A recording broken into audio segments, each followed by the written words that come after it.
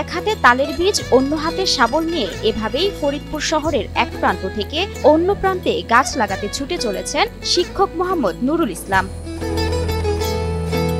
নিজের বেতনের টাকা দিয়ে নিয়মিত বৃক্ষরোপণের মতো মহৎ কাজ করেন ফরিদপুর সরকারি বালিকা উচ্চ বিদ্যালয়ের শিক্ষক মোহাম্মদ নুরুল ইসলাম। আমার মাসিক যে বেতন তার বিভিন্ন যে খরচ, ওই খরচের একটা অংশ আমি বরাদ্দ রাখি এই কাজের জন্য। নুরুল ইসলাম ভাই ওনার নিজ বেতনের কিছু অংশ উদ্বৃত্ত রেখে এই প্রতি মাসে উনি গাছপালা রোপণ করে থাকে। গত 6 বছর ধরে 4000 খেজুর, 2000 সুপারি, 3000 আম, জাম, কাঁঠাল সহ বিভিন্ন প্রজাতির বনজ, ফলজ ও ঔষধি সহ প্রায় 60,000 চারা রোপণ করেছেন নুরুল। আর তালের চারা রোপণ করেছেন প্রায় 20,000। আমি এই পর্যন্ত প্রায় 50 থেকে 60,000 বৃক্ষ রোপণ করেছি। গাছ লাগিয়ে বসে থাকেননি নুরুল, অবসর সময়ে সেই গাছের পরিচর্যাও করে চলেছেন এই বৃক্ষপ্রেমিক।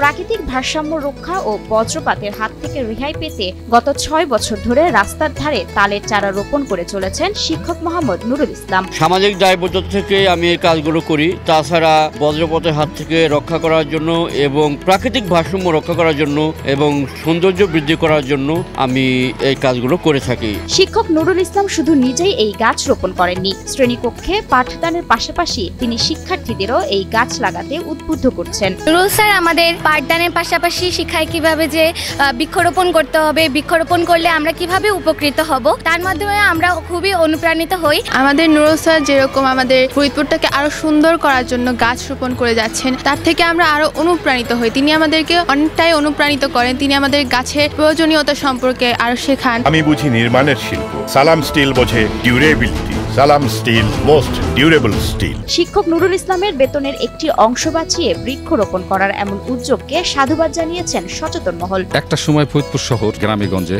অনেক তাল গাছ ছিল, এখন ফরিদপুর শহরে তাল গাছ নেই বললেই চলে। উনি যে তাল গাছগুলো রোপণ করেছেন তাতে ফরিদপুর শহর একটা সময় বজ্রপাত থেকে রক্ষা পাবে। এদিকে নুরুল ইসলামের এমন কর্মযজ্ঞে সকল ধরনের সহযোগিতার আশ্বাস দিলেন বন বিভাগের কর্মকর্তা মোহাম্মদ তারিকুল ইসলাম। এটা একটা প্রশংসনীয় উদ্যোগ। আপনারা জেনে থাকবেন পরিবেশের ভারসাম্য রক্ষা সহ জীববৈচিত্র্য রক্ষার জন্য, বিভিন্ন বজ্রপাত থেকে, প্রাকৃতিক দুর্যোগ থেকে রক্ষা করার জন্য এই উদ্যোগটি অত্র ফরিদপুরবাসীর জন্য বিরাট একটা প্রশংসনীয় এবং অনুকরণীয়। তো আমরা সামাজিক বন বিভাগের পক্ষ থেকে ওনাকে কারিগরি সহযোগিতা থেকে শুরু করে সার্বিক সহযোগিতা প্রদান করব।